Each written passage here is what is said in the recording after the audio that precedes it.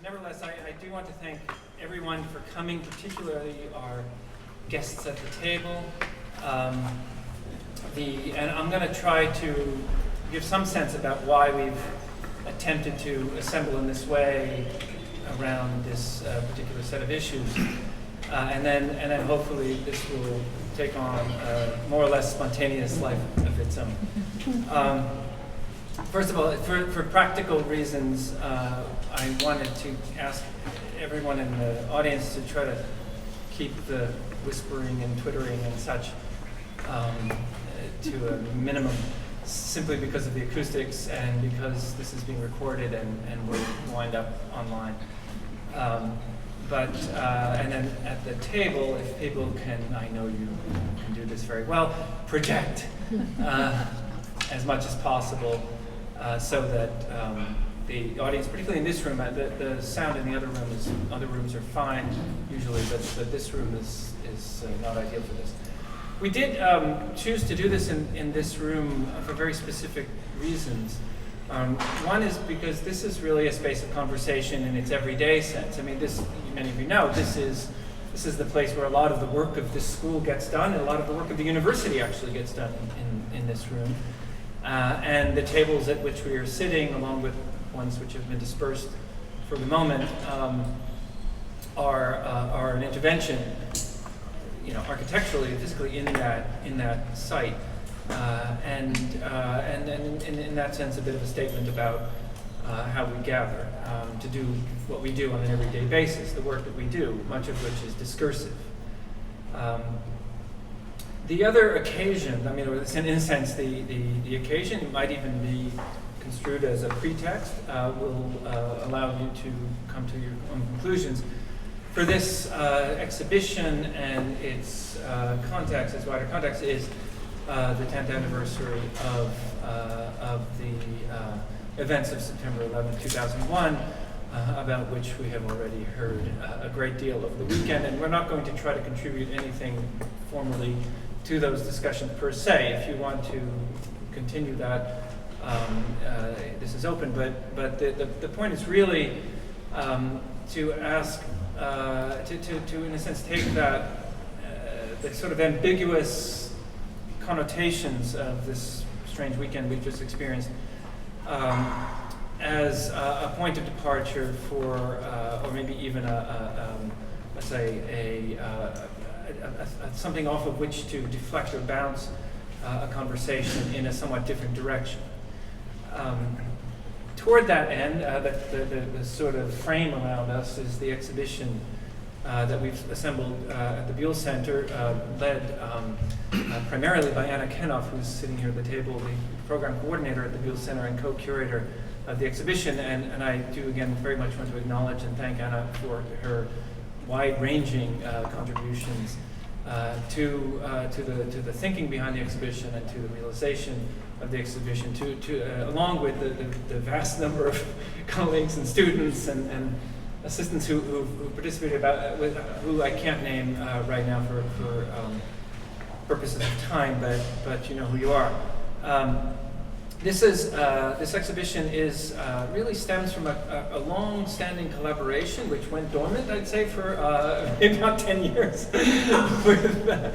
between myself and some of my other colleagues here at GSAPP and David Stark and Monique Girard in the sociology department here at Columbia and the Center on Organizational Innovation that they run. David and Monique have collected an extraordinary archive of materials that you see partly displayed up in the foyer upstairs, the sort of landing of the stairs, in which you have an interactive database that collects together a pretty vast array of materials referring to the, as it were, original discussions around Ground Zero from the first couple of years, at least, after 9/11. To which we're in a sense alluding, but at the same time not referring. But what I mean by that is that David, I think, maybe can explain during the course of the discussion a little further if necessary. But the argument there, in a sense, the premise was that a certain set of conversations were at least incipient, that started to develop there, maybe even to be sort of started after some long absence in the public sphere. The first statement upstairs is the public is not a sphere, and maybe that should be a clue. That in other words, were not possible under less dramatic circumstance, or at least were less visible.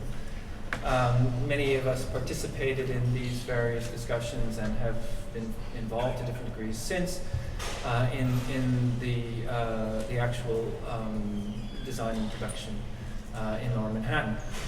But as I said, that's not really what we're here to talk about. What we're here to talk about is how we talk about what we talk about. And what's on the table and what's not on the table in the various forms of public encounter and production, literally production, in which architecture is embedded and out of which it emerges. And by production, I should say, I mean both the production of the artifacts themselves, the buildings that you see, the wonderful works that our assembled participants have produced over the past years here in our city, and also the discourse, both prosaic, bureaucratic even, and performative, or in a sense more, let's say, theatrical even, around which architecture and out of which architecture has emerged. So in a sense, we're sitting in the middle of two somewhat artificially divided sides of an equation that we all live in one way or the other every day, those of us in the field. And it's that kind of the meeting between these two sides partly that we're here to talk about. So it's a sort of unusual maybe way of thinking about things, buildings about which we've become familiar. In other words, to think about the landmarks, submittals, and the advertising videos, and the zoning resolutions, and the public meetings and questionnaires, and all the apparatuses, the protocols, the techniques, the processes by which architecture is made public in ways that are maybe less observable than the more familiar things. You'll notice that there's the sort of reviews in the New York Times and the Charlie Rose Show and all of that. There's some of that upstairs, but that's not really here, because we want to emphasize, in a sense, the more, let's say, day-to-day, even professional aspects of the ways in which architecture becomes something that is, on the one hand, nurtured even or developed, but also contested. Contested quietly sometimes, and also, as I think many of our participants know in different ways, somewhat more emphatically. So that's the bigger frame. I'll just, to try to get the conversation going, I'll just say a little bit. One thing that we learned in our work with David Monique in the first go around of this research way back when was that much of what any conversation has to do with is sort of who's in charge of the mic and how in a sense, script is written, and how things are organized around the table. So we've worked pretty hard on this, such that once I make my introductory remarks, and hopefully you're thinking about something that you might have to offer, the give and take and ebb and flow of the discussion can be less hierarchical and less sort of centrally orchestrated. The only thing I do have to ask for the purposes of audition, of being able to hear it, is that we try to speak more or less one at a time, so we don't interfere. But so I'll just read a little bit from the wall text for the exhibition that is really intended as a kind of prompt to ask the bigger questions, basically, of what have we done? I mean, that's really the question. The question is, what have we done, and what is to be done, and what could we do, what can we do, what ought we do, and most importantly, perhaps, who that we is in any case. So the statement, everything has changed, has certainly echoed across the country, around the world, in the weeks and months following September 11, 2001. I think we know that statement's efficacy in licensing unprecedented actions was felt most dramatically in other realms. I mean, this was basically a drumbeat to war, I would say. Architecture was implicitly expected to render it in material terms, and this is one of the great paradoxes, I think, that around which we are circling, whether we're at ground zero or more generally in a city like New York. Nowhere was this more evident than in New York itself, where international attention suddenly focused on the architectural future of those acres downtown. And the important thing, I think, that is, pretty widely represented here, and I hope I should explain a little bit curatorially that in trying to select from among many, many projects, really, that were done in these years that really could have been in this show, we tried to represent widely as we could, the range of activity that has been going on. So this is not by any means exhaustive, it's representative. So from highly visible projects downtown or Midtown or wherever to less visible projects in Queens or in Brooklyn or whatever different typologies, from affordable housing to luxury housing to museums and so on. So you get the sense that this is meant to be a contour, not a sort of exhaustive classification. So, but what does, in some sense, draw all this work together is this emphasis on innovation. An emphasis that was visible really in the weeks right after, or months right after 9/11, in the switch, the now famous switch from business as usual to this effusion, this kind of outpouring of ideas and competitions and so on around the site. The question, the point here is, in a sense, to interrogate that category, that sense of innovation that I think we've all, one way or the other, experienced. We've certainly experienced it pedagogically as well as professionally, in how ideas develop in schools find their way. I can point to some of my colleagues sitting here who were students in this school before they became objects of controversy downtown, and you'll meet everybody in a second.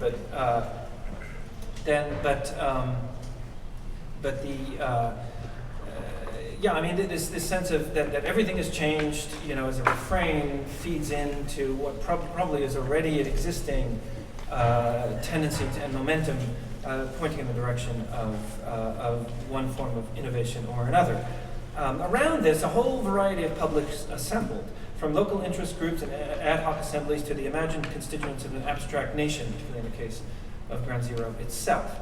And if there was a consensus, and I don't know if there was, but perhaps there was at least an implicit consensus around the idea that what we were in some sense after as a city, and perhaps more broadly, was something resembling innovation. So the question would be, what constitutes innovation? And if so, why is this an important thing to which to aspire to? To assist in those sorts of reflections, we've tried to assemble here in this exhibition evidence of architecture's status as a matter of public concern here in New York during the past decade. As I said, the exhibition juxtaposes prosaic negotiation with spectacle and invites viewers to consider the means by which shared values are constituted, in this case under this rubric of change and perhaps also innovation. I think for the rest of it, hopefully you've been able to see, at least or catch a glimpse of what's in the show. We're not really here to evaluate the show. We welcome your evaluations. Please let us know if you object to either the way your work is represented, or the entire premise of the show, or we got somebody's name wrong or something. But in the meantime, we're really trying to, in a sense, I think, bounce off of all of this into a bigger discussion, and kind of like, let's pretend for a minute that we got together, all of us, over drinks. We're trying.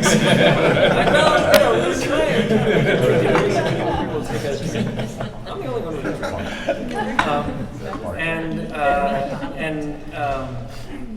And we're a bit more open and honest than we maybe always we can be in more officially public ways.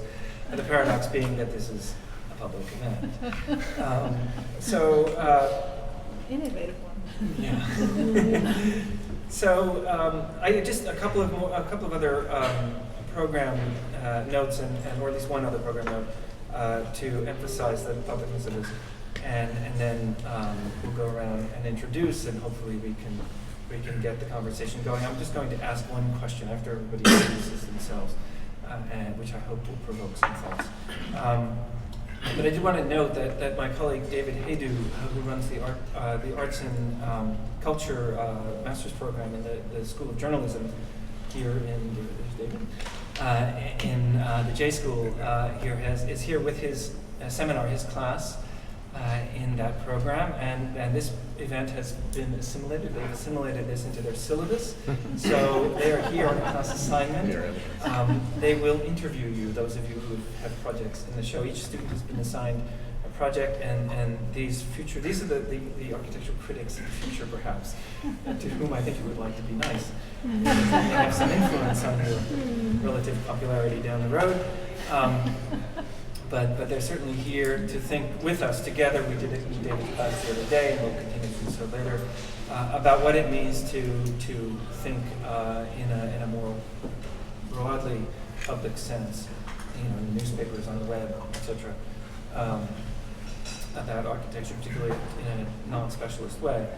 But to get us going, I should also say that in the mix, we have representatives from virtually every project that's on the wall, but also colleagues from here at GSAPP who, in one way or another, have been involved with things urban and architectural in New York over these years. So I will allow everybody just quickly to introduce themselves as we go around the table. I'll start with Bob Beauregard, and then we can get going. Bob Beauregard, I'm a professor of urban planning here at GSAPP. Dan Wood, architect from Work AC.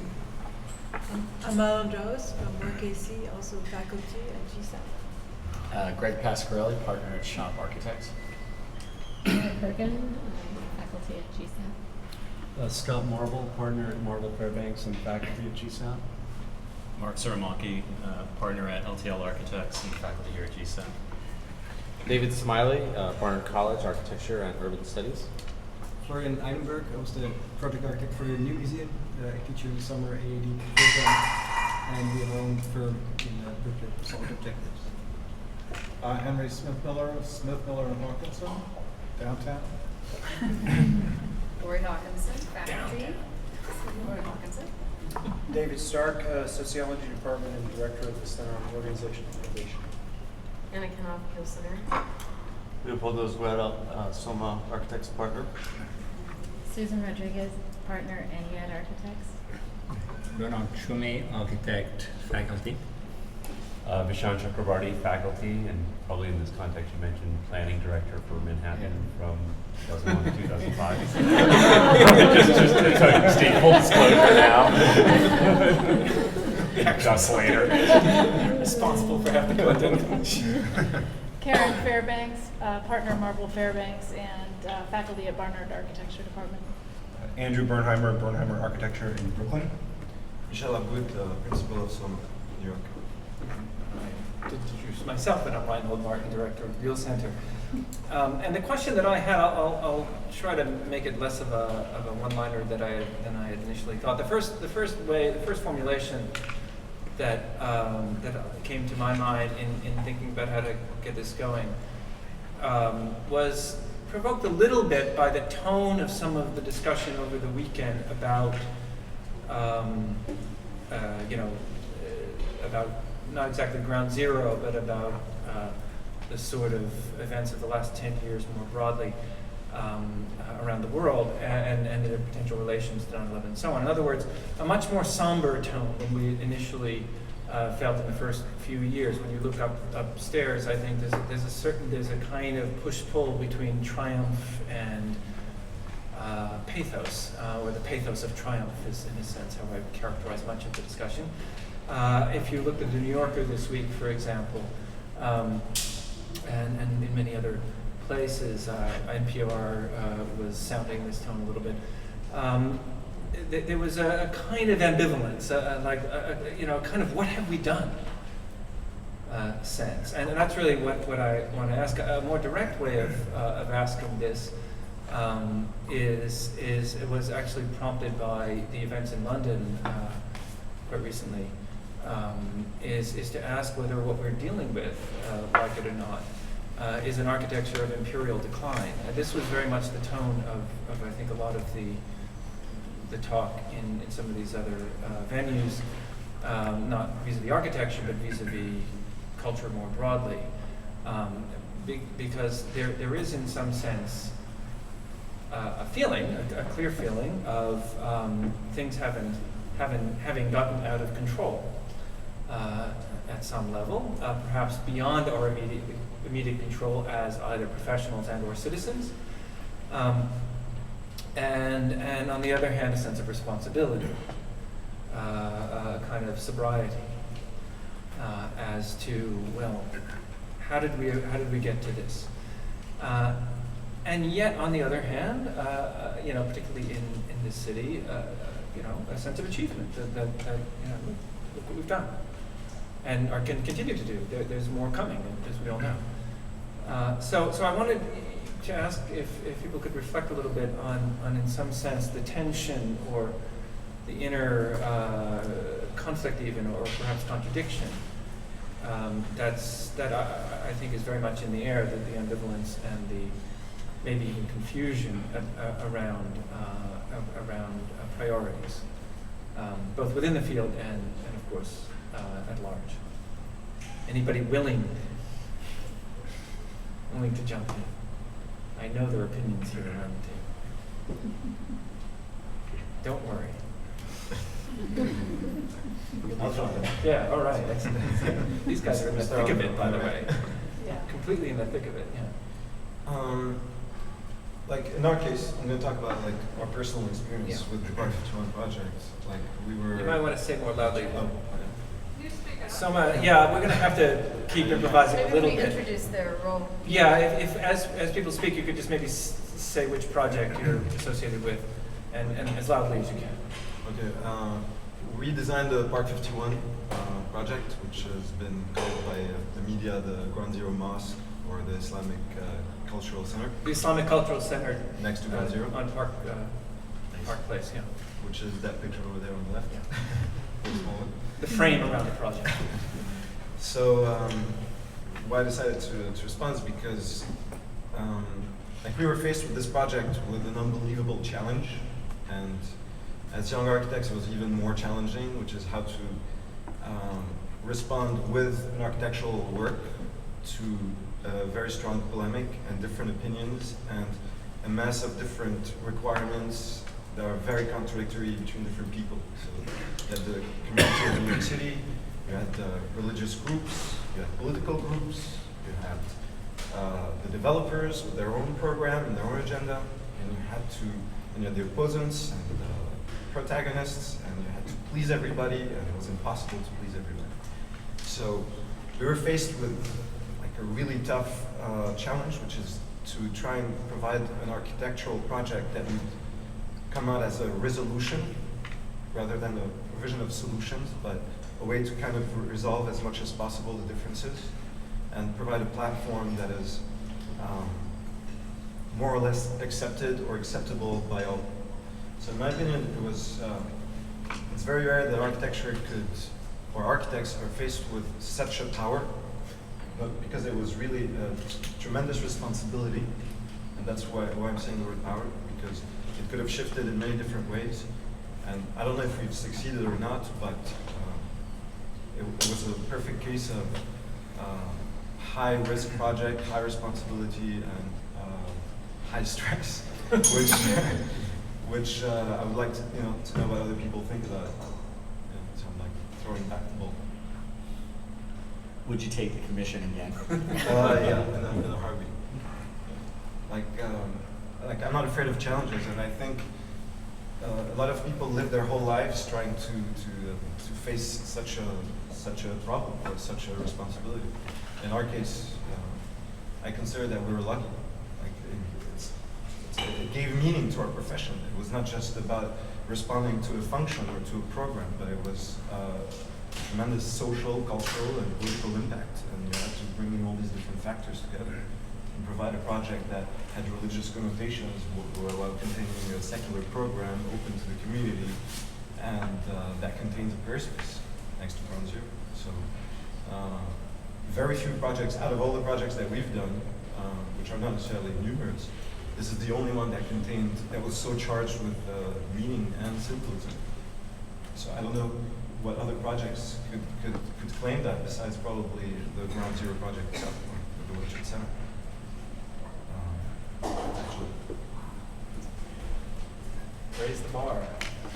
No, that's not what I meant. It's okay, fair enough. Yeah. No, I mean that because I think that's also part of the planning. This is what I discussed earlier, that like the reason why there was so much controversy is the reason because a lot of people feared that this project could actually get built before the World Trade Center even gets to the first floor. And yeah, that's all I have to say for now. Well, it is interesting that it's on a side street. It's very interesting where it is, because I'm downtown. And when it first came up, you know, it was just the tiniest image of your project. Yeah. Right. And next to this behemoth of an operation. And you just talked about timing. So even though it was a very complicated agenda, it had a possibility of finishing first.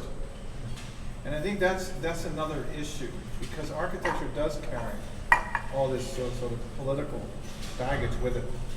Everybody's hopes, you know. But the fact that it was sort of a David next to Goliath, I realize that's not the right. But the Dave came on board, and we were very well focused. The other one is that in Lower Manhattan there are traditions of some very, very peculiar buildings that happen in leftover spots when nobody's watching. And that happens, and I think a lot of the work we see on the wall is not the most, some of these are really famous projects, but some of them are new to me, you know. And so they're springing up. They happened. And Reinhold tried to couch our argument in terms of the situation, starting with, I guess, some sense of optimism. And then, you know, how long can you be optimistic after 9/11 anyway? And so we've kind of, I think the party is more or less over. But the interesting thing about the production on the walls and the discovery of, or not the discovery, but the actual display of the apparatus, which architects don't usually talk about. I mean, we have stuff from city planning on the wall. I would never allow that, it's totally boring. But, you know, hey, people are, I guess they're interested. So I think it's terrific that your project came forward and that you were the first to speak. I think that it's true, small projects can have great mileage and actually focus our public more readily. I think your project is also the exception, and I would just, for the sake of argument, I would say nothing has changed. The decade of 9/11 is completely one of neoliberal expansion, and I have a very difficult time seeing how the place of architecture has shifted all that greatly. And I think that your project, because it is so directly tied into all of the paranoia and all of the problems, I think the rest of what we see is fine work tied into the problem of an evaporation of what we used to call the public sphere, an evaporation of funding for anything other than private development. And so I don't really see the change at all. I would disagree with you. We had a developer who wasn't looking. He was working on a project with Richard Meyer in Brooklyn, glass buildings, and he had a leftover site that he didn't care about. It was in Hell's Kitchen. It was a low rise. It was impossible to figure out how to get the kind of volume he needed to make the project work. And he was busy elsewhere. And we took a look. That was an opportunity.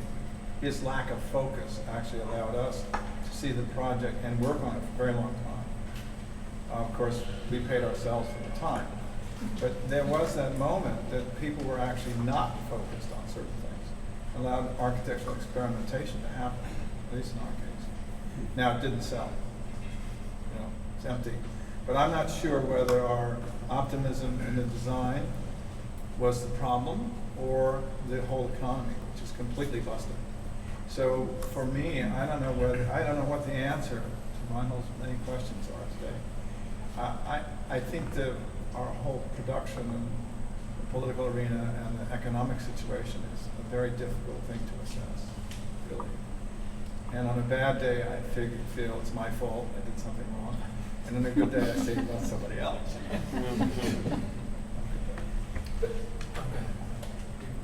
Yeah, I disagree as well. I mean, if you look up at these images, a lot of these projects were publicly funded. And I think you also had a large difference in the way the administration looked at architecture and design. I mean, it's not going to solve the problems that, maybe were the problems that caused 9/11, but it certainly started a dialogue. I think people started thinking about public space. I think the public started talking about architecture in a way that they hadn't spoken about it in a long time. I mean, I was actually saying this to Bernard a few months ago when he said, I knew something was different when I jumped in the back of a cab in 2002 with a roll of drawings, and a cab driver asked me, are you an architect? Yes, and he started talking about the merits of Libeskind versus Foster versus, Vignoli's plan, and how Vignoli's plan was so interesting, but what? I mean, that was a radical shift, and I think that what's changed permanently is that the public of New York City has gotten a taste of the kinds of projects that we see up here and are now continuing to demand quality, material-wise or innovation or pushing limits where, I'm not saying these are the greatest projects in the world, but they're a big step forward for New York. And I think it's a really important thing that really was caused by that whole dialogue starting. But I want to actually engage what David said for a moment, because our project, which is Lenmore Gardens out in East New York, was a project that we worked on as architects and as developers, our kind of first ever try at development. And that was a case when, and I'm kind of curious about what you're asking or what you're saying regarding the mechanisms for this development of architecture. Because our project was, while it was amazing for the city to say, okay, you architects go build these little houses, and Mark's firm participated, as did a firm named Briggs Knowles and ARO. But it was still, they were relying on private development. It wasn't a social project by the city. It was the city saying, go ahead, private developer, build these houses. So in some ways, the mechanism was private development. It was not anything gracious or super liberal on the city's part, other than maybe the concept that architects were allowed to try this for once. So I just wonder where your thinking comes in on the fact that it was just, go ahead, private developers. I would, I think your project is beautiful, by the way, and all four of you guys, those houses are, I think that they kind of prove my point. Yeah. That they are exceptions to the rule of increasing inequality, increasing housing inequality, the collapse of affordable housing. So maybe mine are overly broad strokes, and I'd like argument. I think that's the point of this, is to figure out how in a neoliberal economy, which is normalized and through which public discussions are in fact discussions about why the private market can do better. That's the problem. I think that started before 9/11. I think it was given incredible fuel by 9/11, because the pretense of public discussion made one's skin crawl. That the so-called public inputs, public discussion, public outreach, essentially erased the relevance of the word for me.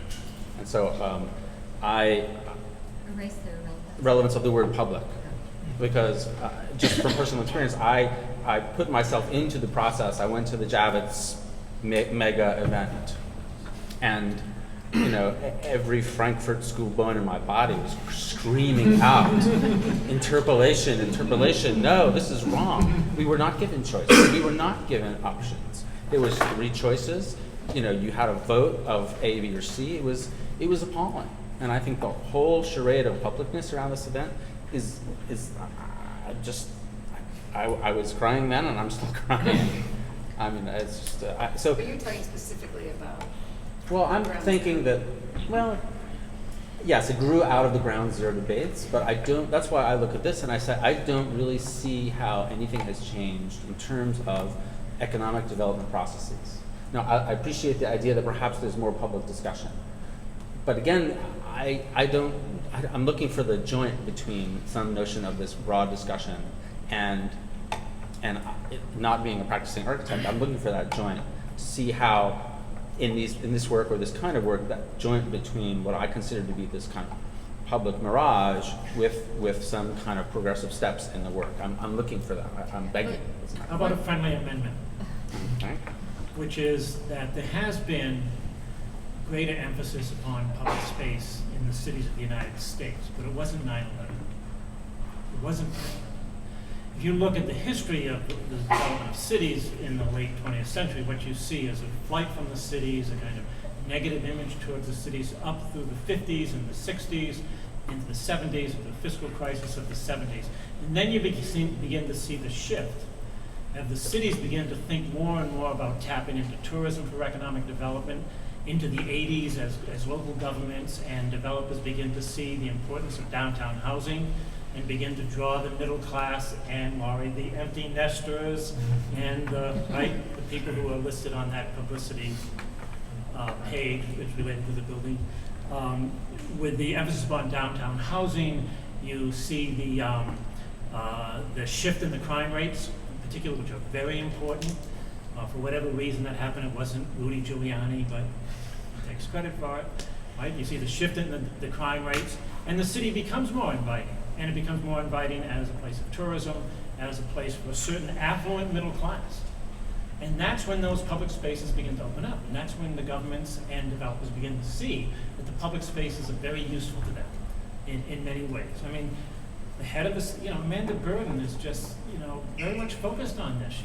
She's trying to create a city of public spaces, mainly for the middle class, but for others as well. And I think she's part of this kind of historical moment. But for me, it's not 9/11.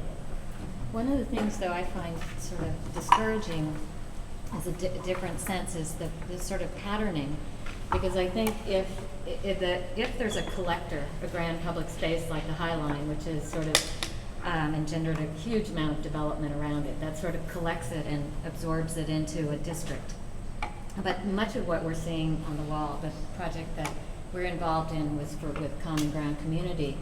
And they're one-offs, the scalability of them and the amount of energy that each one of these projects, the bureaucratic energy, the design energy, the innovation to get around all the, it's sort of interesting, all these 8.5 by 11 pieces of paper that we all sort of got by fax or, if these started long enough ago.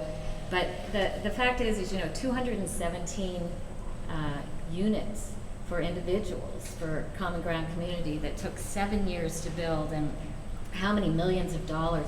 I mean, it should have been 21,700. I mean, it should have been much more. And, and it's also what Henry was talking about is these sites that are sort of left derelict. This one, for instance, different than Hell's Kitchen, was in Brooklyn with 3 subway lines underneath it that finally realizing that nobody else would build on it. So again, that's not something that, the only reason it actually, looks cool is it was it's a lot cheaper to make a glass wall out of recycled panelized glass than it was to do what HPD wanted, which was a masonry wall with double hung windows. So I imagine that each one of these projects each have their own kind of what it would have been if it hadn't been really complicated. But how do you make that have a bigger pattern? And I don't think we're seeing those kind of patterns, except about public space that collect it. I think the aggressive nature of the work on the wall in the context of the city and the amount of effort that went into these projects and the fact that maybe they weren't the central focus, some of them were, bespeaks to this innovation, second part of this. And we're a small firm, but we looked at a site that you could build no higher than 6 stories, low rise, high density. Whoever heard of that in New York City? That's the kind of Rotterdam model. And but the opportunity was there. As I said, the developer wasn't watching. And there's all kinds of design excellence in the real sense of a total integrated idea about how to cope with the market. Like Bernard's building, drive by it all the time, you know? It's a whole symbol for the neighborhood. And it was cheap, right? So this was, I think, a time for opportunities. And people really got behind it and found different ways, different materials. The question, I guess, is It how wasn't does, cheap, right? but how does that, Tell us it's not cheap. No, I signed my contract for $182 a square foot.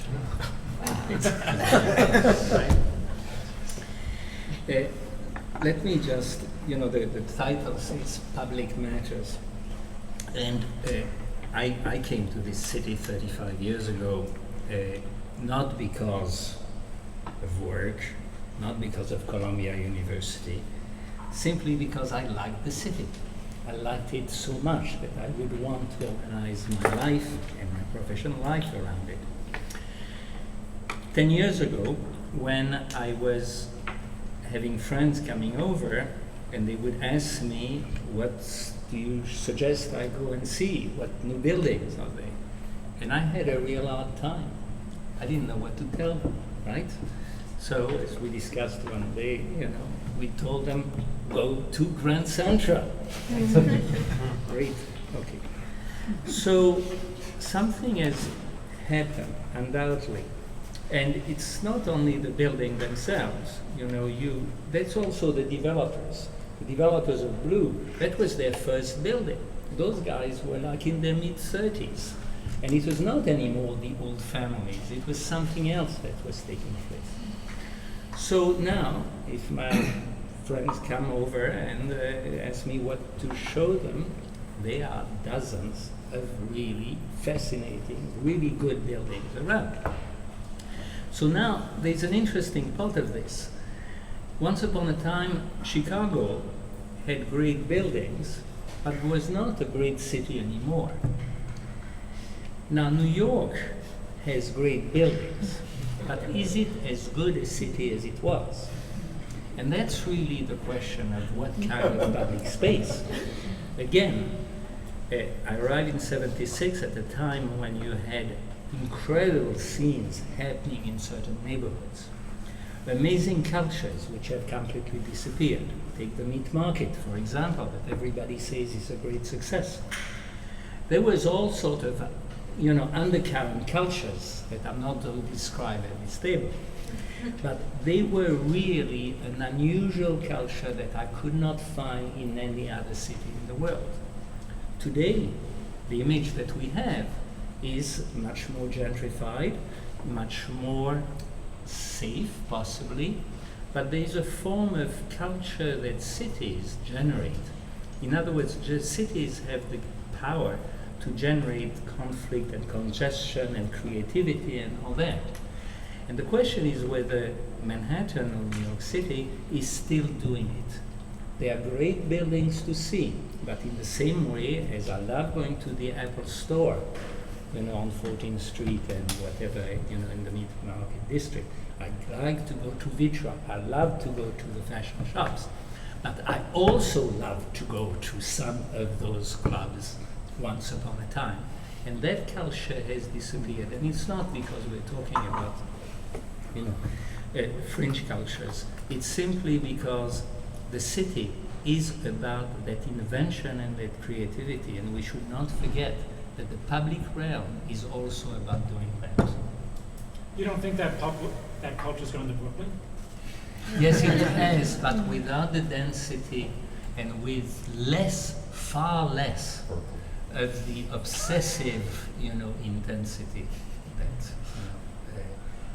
it's once upon a had. I'm not necessarily saying that one is good, one is bad. It addresses a different crowd, but also it's a different novel, it's a different movie. And I think they are all sort of... But is this a typical New York phenomena, or is this happening globally? Like, for instance, very good point. In Amsterdam, you can't smoke a cigarette anymore in a coffee shop. You can still smoke marijuana, but you're not allowed to smoke it. I think the point that you're making is absolutely correct. It's much wider than New York City. Yes. But Bernard, I'm curious, who advocates for those types of spaces? I mean, isn't that the kind of catch-22? I mean, New York has made it's changed a lot, let's say in the last 10 to 20 years, through zoning changes and a lot of development, and a lot of, you know, a lot of experimentation. You know, I guess your client, you know, first building, they didn't know what they were doing, which probably opened up opportunities. So the kind of urban texture that you're describing that is gone now, who advocates for that? In other words, is it inevitable that that will just disappear when these kind of buildings start showing up? Or is there some way to sort of maintain that and still have the kind of innovative development that we see on the wall? I think you just asked the right question. You see, when a club called Mothers is replaced by Diane von Furstenberg, then something really changes, right? And it doesn't go to Brooklyn. It's not in Brooklyn. It's gone. And hence, I think the point that you're making about a certain development of a middle-of-the-road culture is no culture at all. It's just a commercial comfort, which we all appreciate. And as I said, I love going to Vitra. So, the question is, again, cities are there to also generate conflict and contradictions. And we should not congratulate ourselves for having erased it from Manhattan. Yeah, so if I could just build on this a little, I mean, you know, along the lines of disclosure, I think one of the hardest parts of the Highline rezoning was it absolutely required the rezoning of the Roxy. Right, and so this kind of landmark institution, and that you only sort of hope that the Roxy ended up somewhere else in New York City, and you know it still exists with 22-year-olds roller skating to Blondie. But you know, it seems to me that I'm hesitant to ascribe too much importance to 9/11, only in the sense that we focus on it so much when so many tragic things happen every day in so many places around the world, and yet because this was so poignant in our lives, we all tend to focus on it. And but I do think one of the impacts that 9/11 had, and it's associated with this point that Greg is bringing up with the sort of cab driver and subway conversations about architects and so forth, is somehow 9/11 seemed to make the Hudson River wider. It seemed to somehow actually distance us from mainland America a little more, I would argue, as a city, and actually bring us slightly closer to what many other sort of leading world cities are, and I'm going to use that term very carefully. In that, you know, in London, if you go to the Square Mile, you don't find the kinds of people that you're talking about either, right? And so, but what you do hopefully find is that those cultures are in Clerkenwell, and they're across the river, and and I do think that it's important to sort of look at the full picture of the 5 boroughs and say, well, yes, Manhattan has shifted, and in some ways it's become more like our European counterparts. If you look at the High Line, if you look at the architecture, if you look at the public spaces and so forth, right? And that, you know, this thing that we have all of a sudden about, wouldn't it be great to be like Copenhagen? Or, you know, not that I think we'll ever be like Copenhagen. You know, you only hope that somehow that Mott Haven is somehow picking up the slack of what we're losing in the heart of Manhattan, right? And that simultaneously we don't focus so much on Copenhagen and think about the fact that we're actually a hell of a lot more like Hong Kong and Tokyo than we are Copenhagen or Amsterdam. I have a question that's based on the work that we did making this archive of civic assemblies and architecture and its relation to its publics. And one of the things that we found was, of course, that there was this extraordinary exuberance among both the public and architects. And we could see it among architects, I think, for 2 reasons. So the first is one that Greg alluded to, which is that architecture was done in front of the public. Architects became public figures. You could go to town hall meetings of thousands and thousands of people, and they were coming to hear architects speaking. Architects were featured in the style pages of the New York Times. There were headlines about their work, and so it was a moment really extraordinary for the profession. But we also found, and you can see in that archive, that we think it was a period of extraordinary exuberance for architecture, because architects were not just doing things in front of the public, but also in new ways with their public. So they were engaged with it's not the public, but different kinds of publics in meetings, not just very large, but in ones that were this size or maybe much smaller. And many of you probably did that. Now, my question is, I mean, maybe or maybe not the period of exuberance of architects being a profession that is, you know, in front of the public and does wonderful, spectacular things has ended or not ended.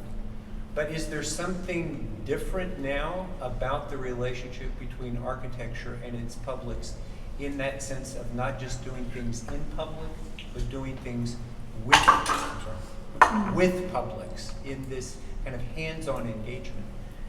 Now, when you think about the answer to that question, and I asked it as a question, I don't know the answer. Maybe something really long-lasting has survived that moment, or it faded away. One possibility is it faded away not only because of, from the standpoint of architects, but also of aspects of the public who are not as engaged, who, because maybe the work is not front and center and in the headlines, is not as sort of motivated or skilled and able because people in New York develop skills of being able to talk with each other about matters that were both public and architectural. So my question is, do you see in your own work and that of your colleagues a different or not different engagement with your publics? Can I just say one thing? You know, on the East River waterfront, we did 117 public meetings. 117 public meetings that I personally went to over 5 years at every scale, from hundreds of people down to 5 or 10 people. And that was the only way we were able to get a 1.8 mile esplanade that touched in 7 different neighborhoods to get some kind of cohesiveness, was that incredible engagement. And we thought what we were doing at the time was a sort of one-off, and this was a very unusual situation, and it was so charged with everything from the rebuilding of Lower Manhattan and the complete use of public funds to do it. And now I see in projects as varied as we're doing the Seattle waterfront with James Corner, and we're doing the Flushing Queens waterfront with Matthews Nielsen, and now everybody expects this, that we're going to be doing dozens and dozens of meetings at every point and talk about the sort of performative relationships, the physical relationships, the aesthetic relationships, and the financial relationships of how architecture gets built in the public realm. Is that positive or negative? I think it's positive. I believe it's a pain in the ass for me personally, but I think it's really positive. And I think that's the new normal. You're not going to start talking about fees, are you? But I wonder if that's really the public that's coming to those meetings. I mean, we're working with Jerry Frug now from Harvard on a project, and that's basically the question that he asks: is the community board representative of the public? No, it's not the community board. I mean, the community board is a small part. I mean, but who shows up to these meetings? Yeah, who shows up to the meetings? Really talking to the public, you know? And I think, I mean, talking about DVF, I mean, it is a problem that. And first of all, Scoop, Mothers has become Scoop. But only after it was Jackie 6.0 and then Filter 14. You were always meatpacking. But is the question that all this work, all these meetings, could have been used to do something else than this? I mean, all this energy. I mean, you're the only one who mentioned power, right? I mean, I don't know. We feel extremely powerless. I mean, you are representing a culture that's emerging. Whereas, somehow September 11, the Ground Zero competitions were unable to represent the issues, and it turned out to be this disaster. And so there's this, it's not just that it's going to be built faster, it's that you have this kind of culture. I mean, I'm picking up on your imperial decline. I mean, this kind of like rise of one civilization, you know, a young architect just representing all these issues, and then we unable to represent anything on ground zero. I mean, and then we spend all this energy and effort gentrifying. I mean, that's why we're involved in. I mean, it's really complicated. I mean, don't you? I sometimes wish we had more opportunities to work with the public that's more interesting than the public that we have. Even if what we're doing can, you know, gain scale or be more beautiful, or, you know, it's, I don't know. So I think that's what the exception is so strong here, I think. So I think there's the public process and there's the more informal public perception of things. And I think those are very distinct, keep that away, very distinctly different things. I think the public process was set up a long time ago.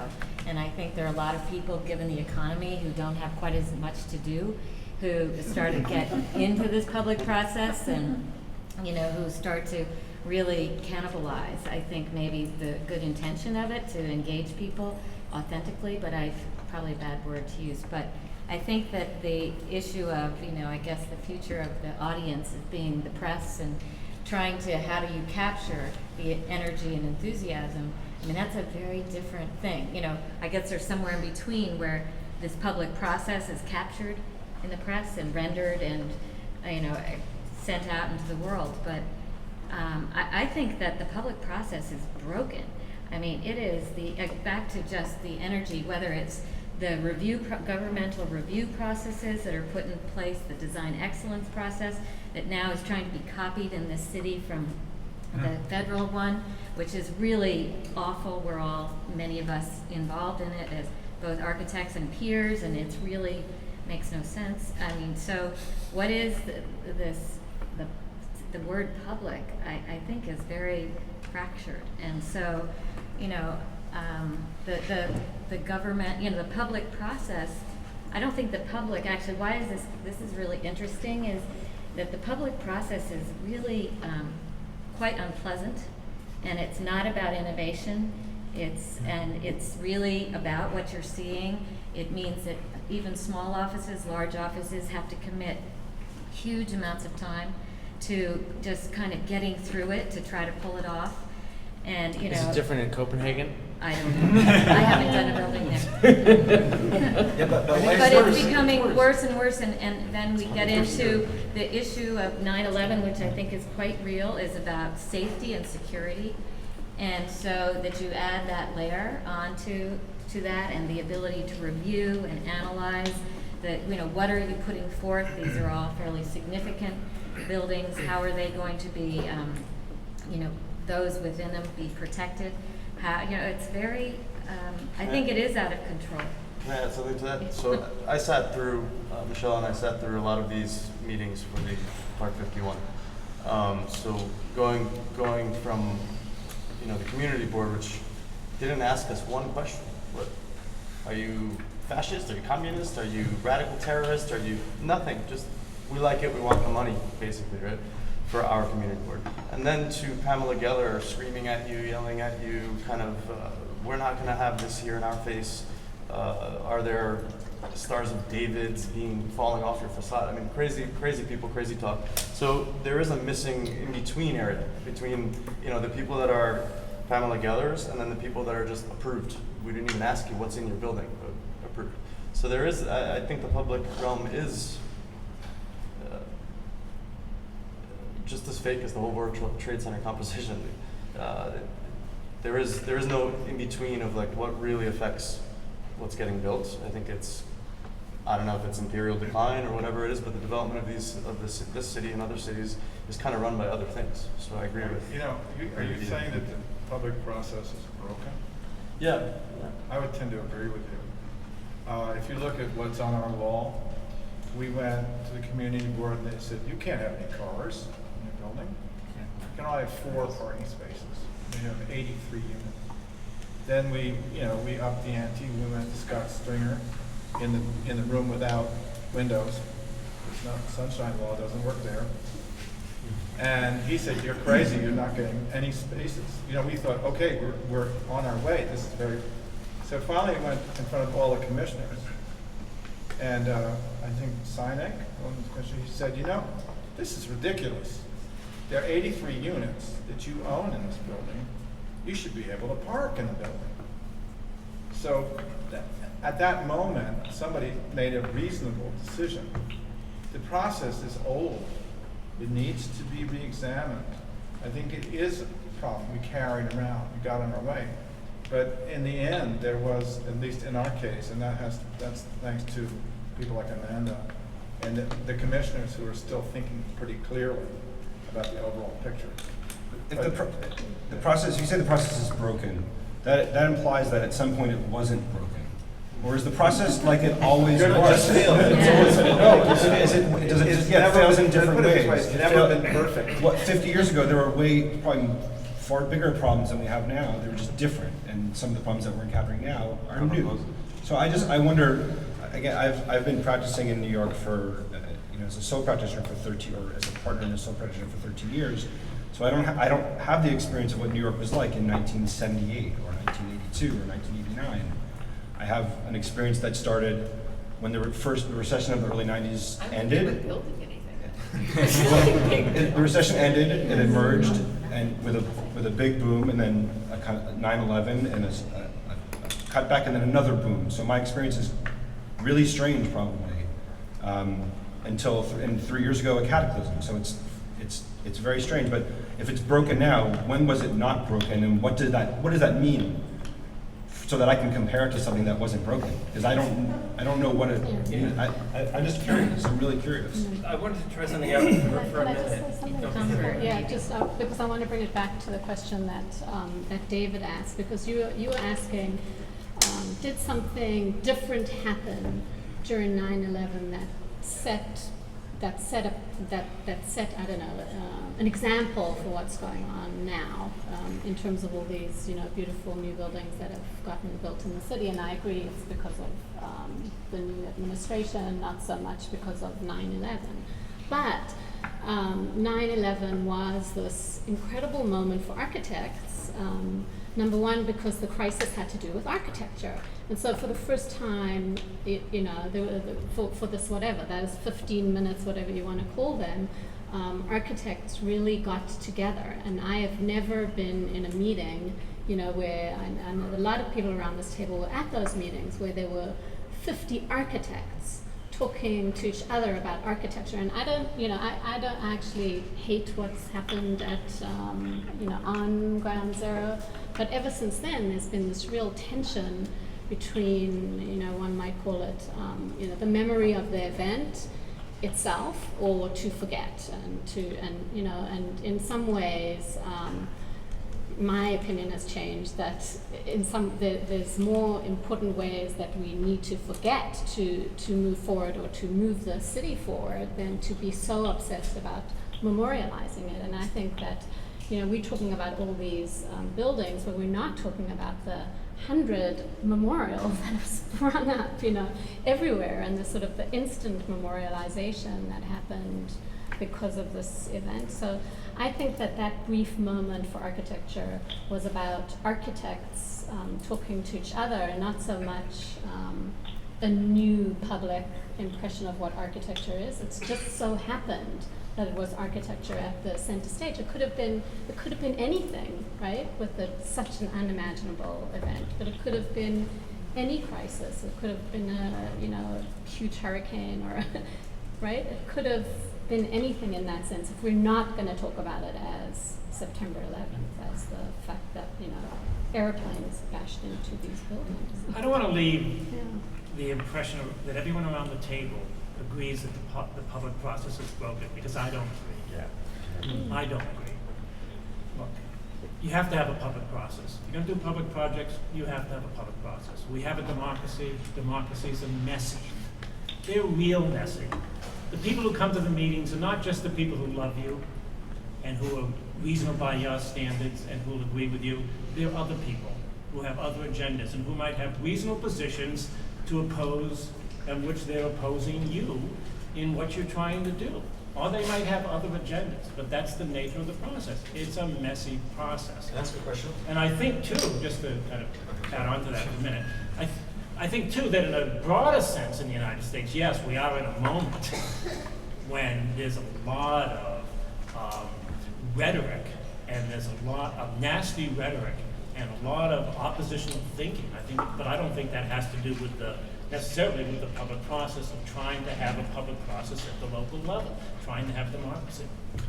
Forgive my candor, Yeah. but I don't understand what it means when you say, or when anyone says, a public project in New York City, like in opposition to a public project in Europe, for example, which is funded or organized as a competition, for example, by the state or by governmental agencies, by the public and for the public. In opposition to New York City, which is privately owned. Every land is privately owned, and every project is developed by a private developer. And that library? Well, okay, not most, including we have Ground to Zero. pursue Because this is, in my opinion, this is at the core of the failure of the process. Like, why is a project like Ground Zero, which, like you just said, has put architects on their 15 minutes of fame or on the scene, has right after that witnessed the absolute failure of that process, where the architect has been removed and the developer has taken over, a privately owned developer, and without any more like input or any more power by the public to control what's going on. The public didn't remove those architects. Yeah. Something else happened behind the scenes that I don't understand, and those architects were removed. But the public didn't do it. All right, but let's talk about money. Let's talk about money for a minute. The public didn't stop it Because either, though. I- The public didn't stop it. Because they don't think can't. This is we're circling around money, really, and I We're circling maybe around democracy. right, but let's just talk about money for a minute, and then we can get back to whatever we imagine democracy to be, and yeah, big circle. Because I did, I'll take some responsibility for this because it's actually true that there are actually as others have, no, but I want to sharpen the point and the problem in a way if I can. That not all the projects in the show are privately developed. However, there is a majority, and that we in making these choices, we felt that was more or less reflective of the general pattern that we're seeing. And I think many of you who are doing publicly funded projects have also done quite a bit of work with developers. So, number one, it's possible to argue, I think I would argue this more emphatically than anything else related to 9/11, that what emerged culturally out of 9/11 was the reification, the fetishization really of the figure of the developer. Larry Silverstein, I mean, this was in the works already, but it speaks to David's point and other things, that he became a star. And in a way, you could argue in a banal sense that it's these characters who are responsible for the fate of the architects. I don't personally think that that's true, but let's say there's a kind of, a drama there, a sort of Faustian drama. Okay. The bigger, the vis-a-vis fractured publics, etc., is the bigger point there would be to suggest maybe that what's actually happening is not so much a splintering, a kind of differentiation amongst, a kind of parallel processing amongst different interests and so on, but a conflict. So this is where the paradox sort of really comes into focus. The public space, for example, it is genuine. I mean, one has to acknowledge, I think, that one of the results of these last, years has been the development in various positive ways of a whole series of public spaces, particularly in Manhattan. But it's also possible to describe public space as a kind of fetish, like something comparable to development. And not just because it raises real estate values like the Hoyne did and so on. I mean, that's part of the equation, but also because on the ground, in those meetings, what's being contested is where money goes. And so one of the things that also has happened is money has moved from housing to space, for example. And we are much more comfortable speaking about public space and its values and its achievements than we are, for example, speaking about public housing and other public amenities, healthcare, etc. Other processes, practices, and resources to which the word public is traditionally attached. So let's just say that maybe that name, it's a way of designating not just a fracture within the category of public, but a conflict, an actual contest over the sort of, let's say, values towards which resources like tax dollars are oriented. And then when you add into that equation the potential profits to be gained and so on, the sort of interests of developers, then the equation obviously changes. So I'd be interested to hear from you, all of you, about whether you think that's a fair characterization. But beyond that, I'll add one more footnote. One of the most notable things about the events in London was that it was precisely around social housing, around public housing, estates as they're known, that the securitization of the city, that the sort of the police moved in. It was really all about public housing at some level, and so it's not an accident that I think this kind of the repressed continues to return in these indirect ways. But anyway, that's more of a hypothesis. I would take issue with the construct in the sense that it imagines, public budgets as a kind of as a sort of zero-sum game. Right? Where if Greg Pasquarelli builds the East River waterfront, he's stealing food from the shelter in Brooklyn somewhere. And I actually help us around that problem such that. Well, but I mean, it's a question of whether you buy into, and you may not buy into, the idea of a tax base. And the fact that certain things make tax bases grow and therefore fund the vast majority of public goods that we seek in our city, right? And so, things like public spaces and the investments in them tend to have shown a tremendous amount of return on investment in terms of tax base, that I think is fairly critical to the other social functions. And how are those schools doing? And they're going other sort of how? I mean, in other words, I understand, but that narrative pretty much has structured the last 10 years in New York City. And so the question is, what's the payoff? What's what? The payoff. Where is it? Where is the other end of the equation? Because of course, in principle, this isn't a zero-sum game. I mean, the city of New York builds more affordable housing per year than the state of California. And it's still losing units. It's still net losing units. It loses units because of ridiculous things like Stuytown. I'm not saying things are perfect by any stretch of the imagination, but I'm just. But yeah, you're right. New York is better than most. Yeah, I'm just saying that on a relative level, at least domestically, I think we're doing pretty okay. Yeah. I do think, to bring it back to the discussion of the public process too, we are talking about two different types of public process, and I think the one that people are complaining about in a way is the intersection between public process and private projects.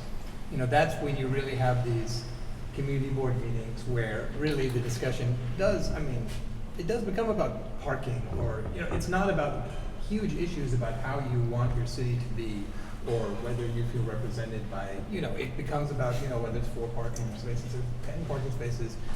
And that's, and I do, what we have found, because we're equally enmeshed in public projects now, for the SCA and with the DDC, is that those intersections between a truly public project and the community board are much different, because in a way people still trust government here.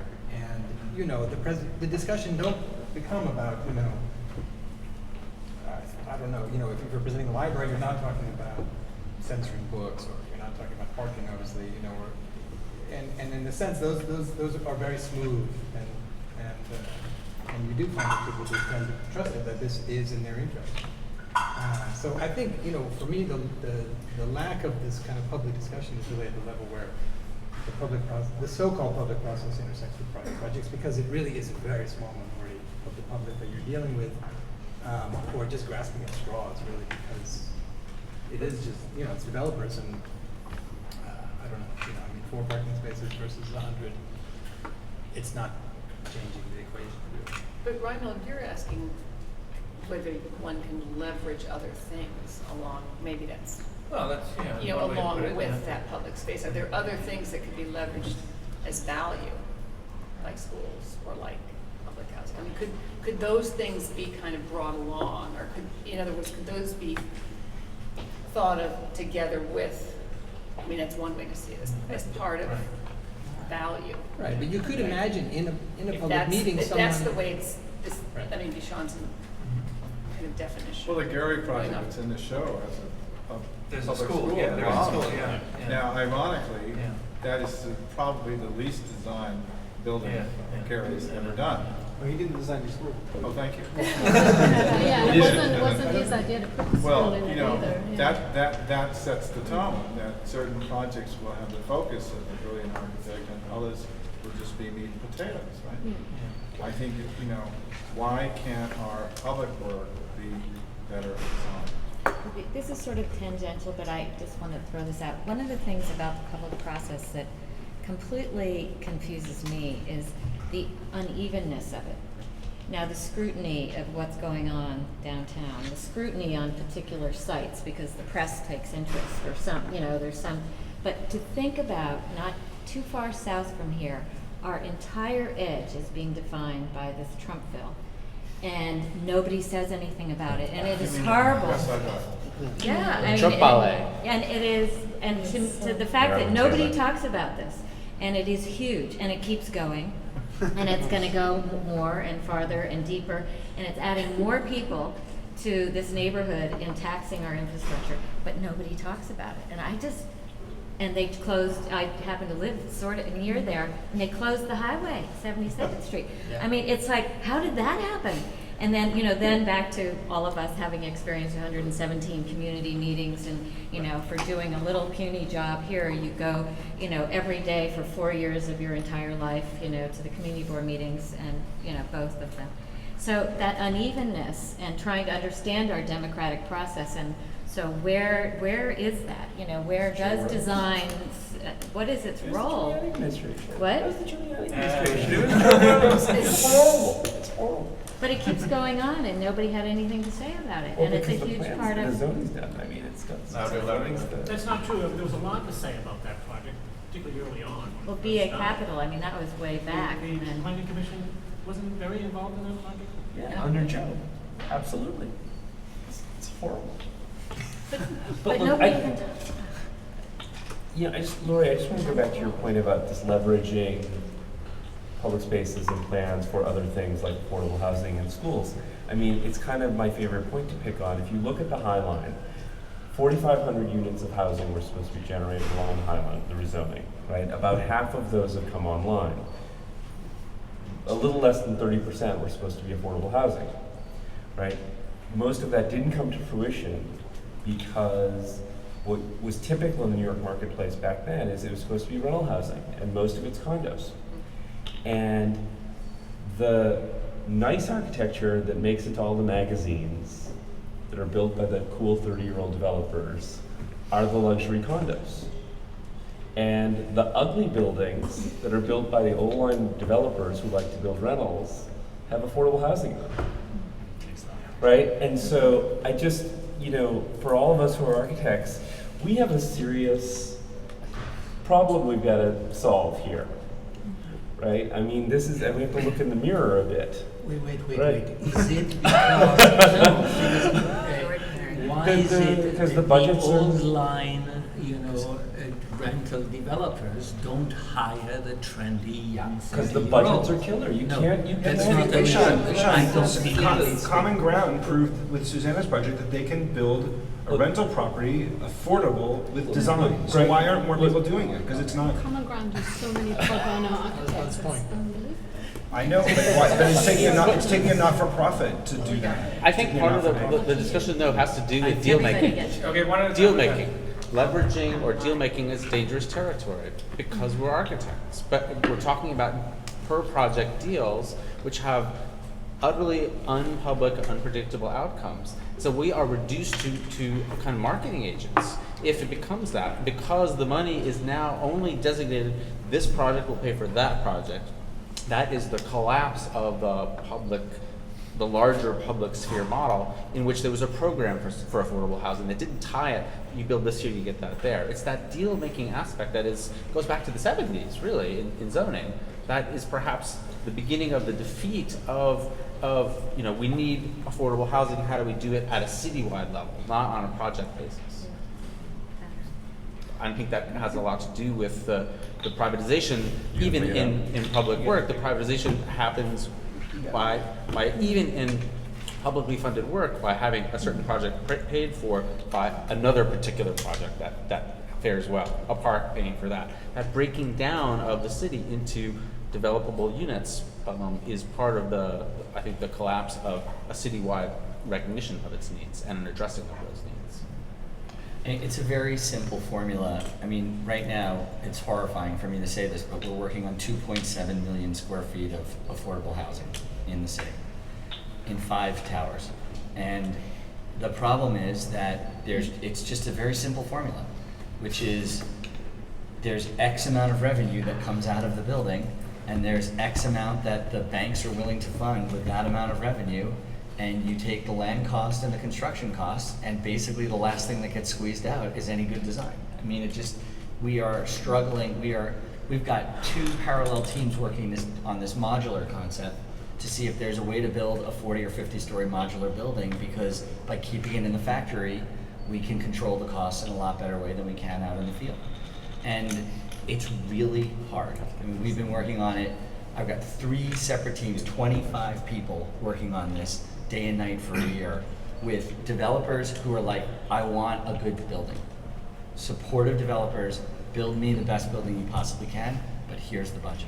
So And it's almost impossible. Is it the construction industry that makes It's it the possible? construction. I'm going to blame the construction industry, and first the bankers, and second the construction industry. Well, it's still amazing to me that suburban housing, even when you factor in all the additional roadways, all the additional infrastructure needed, all the open space, the fact that you have to build 4 walls and a roof, provide power and all the heating and everything for each family is still exponentially cheaper than multifamily housing. Why does it cost $500 to have a garbage disposal installed in New York and $30 over the border in Nassau County? Yeah. Why does it cost $850 to put a duplex outlet in Kennedy Airport? $850 per outlet. It's cheaper than Department of Defense. The standard answer, but you know the Maybe it's answer. somewhere in between, because in some places, people aren't being paid what they should be. Yeah, No, right. I'm not saying it's... In Nassau County? It It ain't exactly Shanghai, I mean. Okay, but let's roll up the sleeves and say, okay, what can be done about this? I gotta go to the bar. You're welcome to. I think Greg has put his finger right on it. The developer and the market's there for the affordability. Okay. Bernard Schumi used the number of what, 218 or 182? 182. Yeah. 182. I think we're all There's a aware little of more those than kinds at the of end, so. constraints. We packed our sausage with more square feet over there and 6 stories than the developer ever imagined. And when he ran his prospectus, and we had skip stop floors taken from Corp. We didn't have any there was no public car on the damn thing. It was all sausage. And that's why it continued and survived, because he was going to shut it down in 2008. So I think that the architects are necessary in this, and their innovation is very, very important, and the challenge does exist. And it's kind of a problem, because we like to make things that are exquisite looking. Well, maybe we got to get into a little more ugly, or just figure out another way to cope with it. The market's changing. But it's those skills, innovation, the broken glass, or whatever it is, this blue window wall. If you look at the projects, actually, there is a lot of innovation, a lot of resiliency in its production. So I'm not as doom and gloom about the situation. I think the profession will respond to it, and we're being looked to respond to it. Actually, But- because nobody else can do it. But why should we kind of twist ourselves and ugly our buildings and? Well, I didn't. I was joking. No, but what I mean is aren't, maybe we're asking too much of developers. Maybe the city should step in and say, you know, beauty is good, or, I don't know, or, or, you know, for the public good, we're gonna build X no matter how much it costs, or, I mean, why is it always a bottom line? Why is it always money? I guess why. Because it's New York City. Well, it goes back to Reinhold's initial question that, you know, you can spend that money on beauty, or you can spend it on books in the Bronx. I mean, you know, there is ultimately resource questions that a city has to confront. Right, but I agree. But what I mean by beauty is not just kind of aesthetics, but like, you know, a kind of good plan, or, you know, something that works and is of a good size and is not shrunken because it's an affordable unit, or, I mean, there's something called the public good that you can invest in no matter what the bottom line is. I wonder, just to pick up on that, and sort of speaking to our experience with this library, I mean, our project's probably the least contested because it's very far from ground zero and it's a public library. Nobody's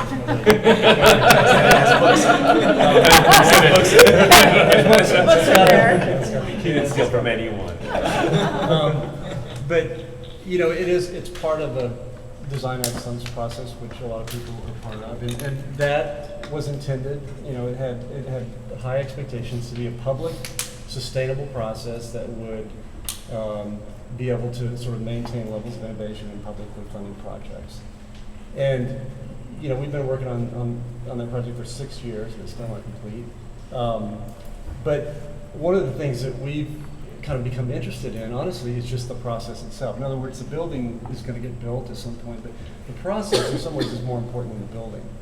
Because if that kind of public process can be improved and sustained, I mean, that could go a long way toward, you know, sort of maintaining a sustainable model to where public money can be used to build innovative projects. But the design excellence process is very flawed. And we have actually tried to sort of, you know, talk to the DDC, talk to people, and try to say, this is what we think could be done better here. And nobody wants to listen, honestly. But I wonder whether, you know, as a group, as architects, you know, do we put some of our effort into that? In other words, not focus so much on just getting our buildings built, but focus on improving the process to where you don't get involved and you do it one time and then you stop doing it because you've lost so much money. You just simply can't do it over and over again. In other words, I think there's no reason why that kind of process can't work and why it can't be sustainable. There's just no reason. I mean, there's very identifiable things you can do to improve it. But one thing about that is that idea that it's a public process, and back to David's question a while back about what the role of the public is in that process. I feel like in some ways our projects take so long that to sustain a real dialogue around them, or to have actually engaged discussion about a project, it doesn't really happen. Not in this library. I mean, you go to the community boards, you meet different groups, but you don't have a dialogue, really. You have a presentation and you have questions. And people aren't really there for the whole, this isn't the same as probably the bigger projects in here, but for these smaller community-oriented projects, you don't really get that kind of engagement. It's hard for people to come in to a discussion about a project, ask questions, leave, and kind of carry on with that. So I know we find people in the neighborhood, they don't, you know, they may or may not have come to the meeting, they may or may not have liked what we were doing, they have new questions, but they aren't carrying on. You're not having that kind of ongoing conversation. So in terms of that piece of the process, I think it's not really that public, or it's not really that engaged. But part of the issue of getting engaged and involved in the process begins really, really early, and we were talking about money, and money has a lot to do with scale and scope and program. And you know, there's a lot of programs that exist, whether they're from HPD or from the School Construction Authority or the library programs, that actually are inflated relative to what the needs really are, the floor-to-floor heights. You know, if you do private sector schools and public sector schools, why do they cost $200 a square foot more for New York City to build them? They're not more sustainable, their mechanical systems aren't more, you know, green or anything. So, I mean, I think there's some real, you know, at the federal level, it's even worse, where, you know, huge issues of, you know, data points and metrics and all that kind of stuff. But the thing they're not questioning is what's being built, Yeah. and whether it's actually really needed. I mean, housing is kind of an obvious one. But, you know, I do think that there's a lot of a need to rethink, you know, back to the question of the process, the public process. I don't think it's just about how we're being reviewed. You know, is it pretty? Is it, you know, that's where we get rendered sort of ineffective, I think. But to be actually curious about the whole enterprise of what goes and gets put into that, which, you know, I think, you know, when you read all of this, you're dealt a hand of cards that is really, okay, I'm going to do the best with you're dealt sites that make no sense, that they add a premium of X million dollars because you have to cantilever a building over a subway, you know, on 20-foot deep trusses and add $7 million to the job, you know, and somebody's got to cover the bill. And, you know, so there's a momentum behind that piece that is in the public realm. You know, I think probably I do very little work in the private realm in terms of developers. I think they're much more attuned to how, you know, what you were talking about, Henry, how it's all packed in there and what those efficiencies are, et cetera, and really questioning the floor-to-floor heights and what are the maximization of all of that kind of thing.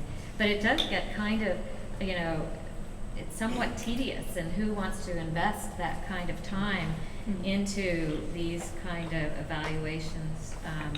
But they underlie really giving us greater liberty to make architecture that is, you know, whole from its program to the overall identity, you know, and I think we're seeing a lot of things that explore some really interesting issues of identity, but I think if we went down into it, there's also a lot of innovation in terms of program and, you know, how to recast what we're being asked to do, and that takes a ton of energy and a big battle, you know, on a daily basis.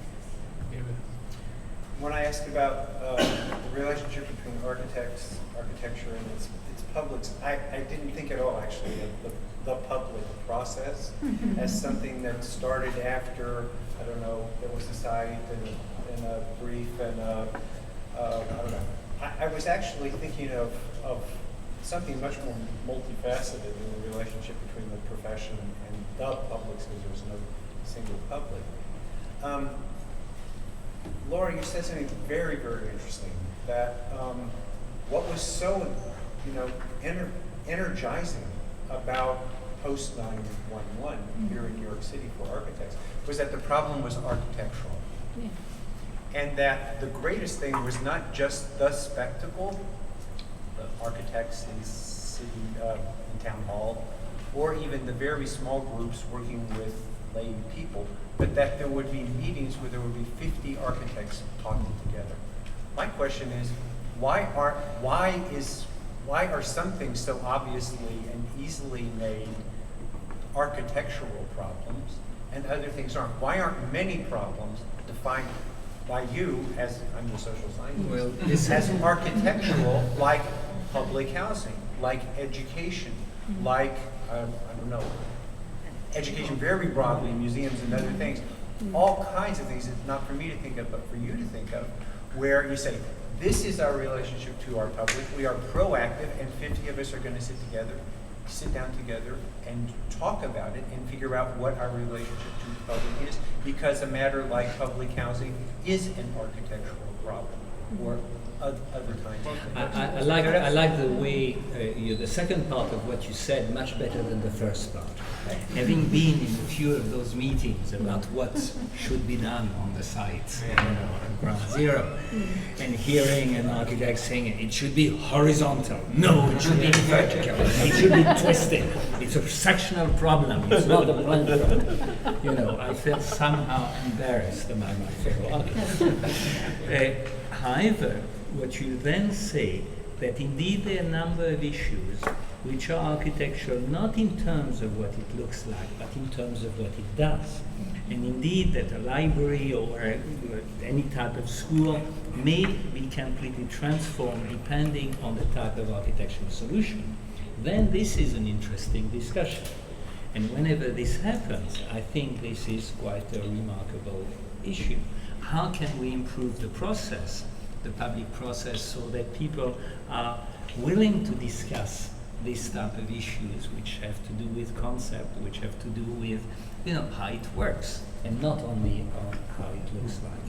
And I think, it happens that we are, and now I praise again this quite extraordinary city, where people are capable of talking with one another and are sufficiently intelligent to, to be educated about it. And maybe here we have some responsibility as architects. I want to maybe direct this line a little bit back to Greg's taxi driver back there, or wherever that was. Because in a sense, I think you could say that that was a prototypical public encounter of the sort that we're talking about. That taxi driver, I wager, was not Robert De Niro anymore. No. I don't know, but let's say he or she was Bangladeshi, perhaps not a member of the official public, et cetera, but at the same time had been assimilated, interpolated, constructed as a subject, as a constituent of the sort that is capable of having the kind of conversation. It's true. I mean, in a sense, the sort of drama that to which Bernard is alluding now, that is so New York, happens almost prototypically in the backs of cabs and places like that. So the question is, what was that? I mean, I'm not asking you sociologically, but I'm just asking more rhetorically. What are the interests? What are the concerns? What are the stakes of a conversation like that? And how can these be sort of framed in, shall we say, in a cosmopolitan manner, in a non-patronizing, non-reductive manner, such that one can imagine that one's responsibility is, as it were, to that cab driver, but not just at the level of accommodating some a priori utility, right? Of addressing the symbolic concerns that were probably at play, even if it means rejecting them, right? Somehow contesting those concerns. Does that make sense? I think the problem of the taxi driver example is that it's individual. All right, but let's extrapolate. It's an individuated. Yes, no, I think it's not. I think that's the key, is that nothing changes because all voices are individuated, right, and broken apart. And the community board apparently does not suffice for some kind of collective voice. Yeah. And it could be the fault of the community boards. It could be the fault of the fact that community boards have no power. It could be the fault of the city for not awarding them that power. But there is no collective voice. So when just 50 architects are sitting together, that's one thing. When 50 architects sit together with 50 non-architects, then we may be talking about some kind of collective decision-making or thoughtful body. But the community boards can't, because they're essentially also powerless, like your taxi driver. And individually speaking, yeah, I mean, that's revealing. And that's kind of the story of New York. What, in 1940s movies, you see taxi drivers having opinions. But I think that's the problem, actually. They're individual subjects, they're not collective subjects. Is your question whether architects have a responsibility to explain architecture to the public? No. Why not? Yes. Yeah, why not? Why not? No. That wasn't what I was asking. We could discuss that. I'll clarify. No, my question, I mean, it's just to use shorthand, that in a sense, all of these buildings, in one way or another, implicitly, probably not so, let's say, even self-consciously, but are responding to an imperative, and that there are many imperatives, but among those imperatives is to represent something. It's the other side of the coin of Bernard's, in a sense, equation, that at some level, to these constituencies to which we're alluding, using the figure of the taxi driver, architecture represents.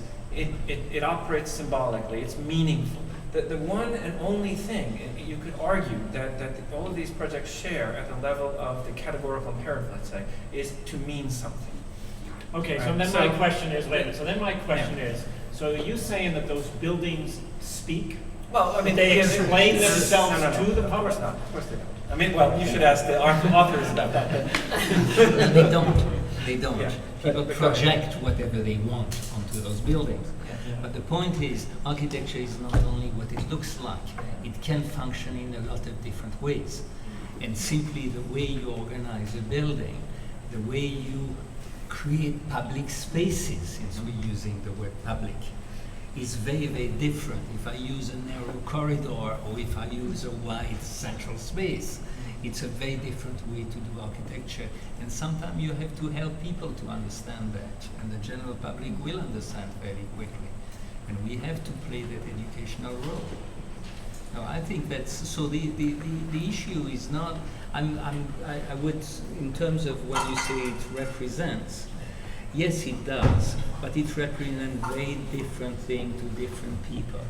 And you cannot talk, yourself, there's no single meaning that can be arrived at. So let's leave that part aside. I'm going back to how you use it, what you do with it. And that's very far, of course, from money, because everything costs money.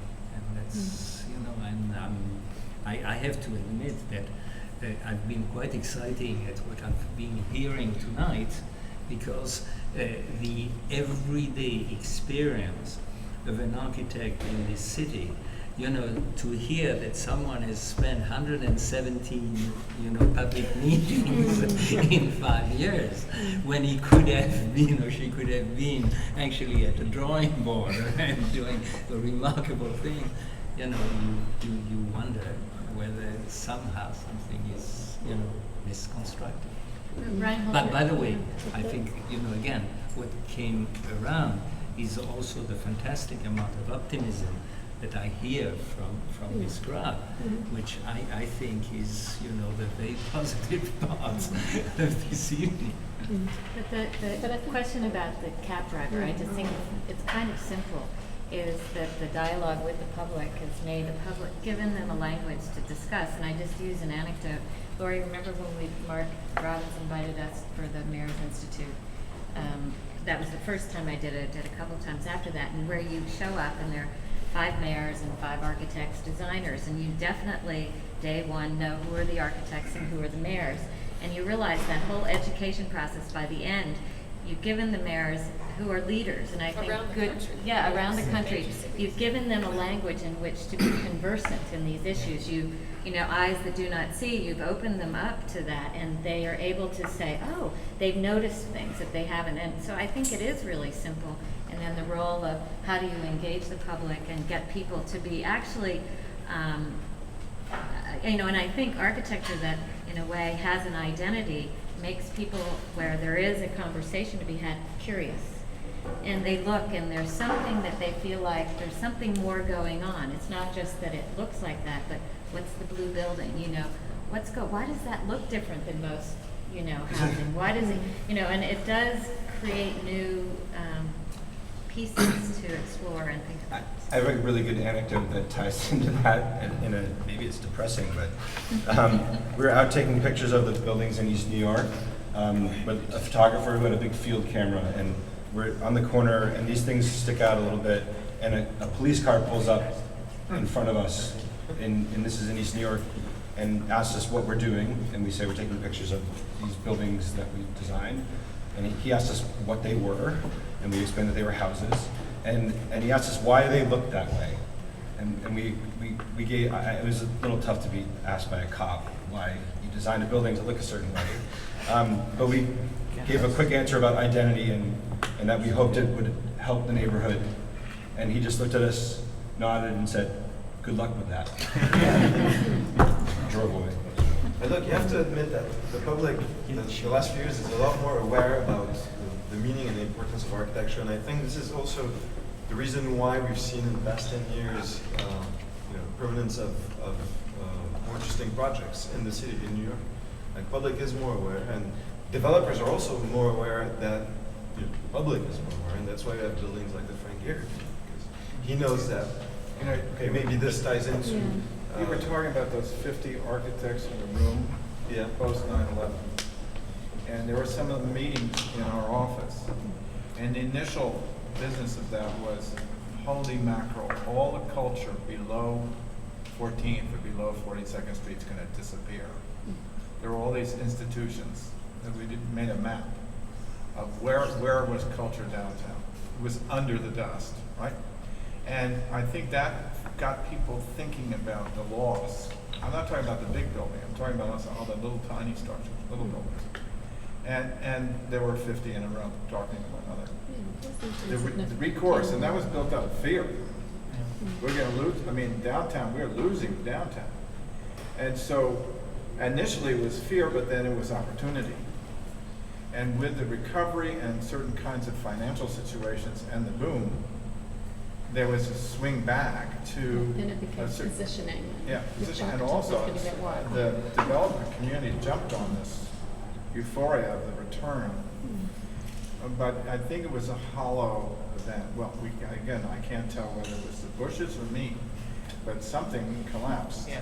Well, there's this kind of contradiction because I think that on the one hand we have this incredible expansion of public discourse and awareness surrounding architecture in the wake of 9/11, but the question I would raise is, it seems like, is there an actual sort of commensurate increase in the kind of quality of the public spaces that are being produced, or in fact is the kind of increased and heightened scrutiny, the kind of all of the kind of requirements from kind of the sort of kind of security conditions that are being kind of implemented to the kind of sort of incredible pressures for kind of privatization and development, are those actually sort of resulting in a condition that is, as maybe as Bernard was saying, kind of homogenizing this public space to the point where the nature of the public that's being served is actually not that cab drivers asking kind of Greg questions, despite his kind of maybe outside interest in the kind of results of it, but in fact is a kind of much more kind of narrow and kind of increasingly, let's say, kind of confined,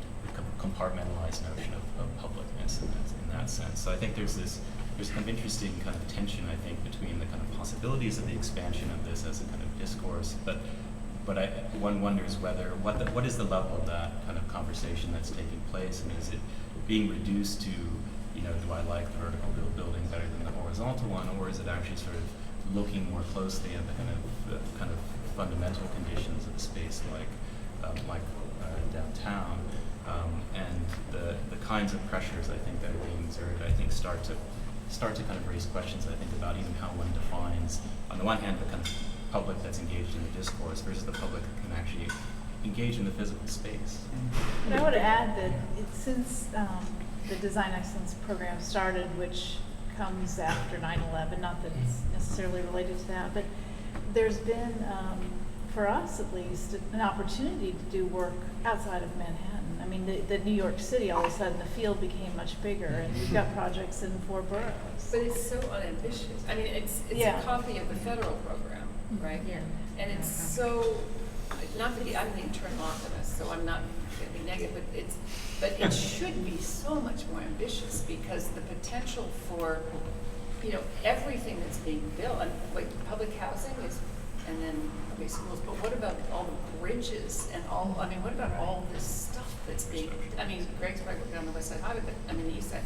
I mean, why architecture design is left out of that equation is just. The DEC is a small. It's small percentage part of it. No. But I want to. So that's, you know, we're talking small, but it's actually, you know. But I just wonder, does anyone believe that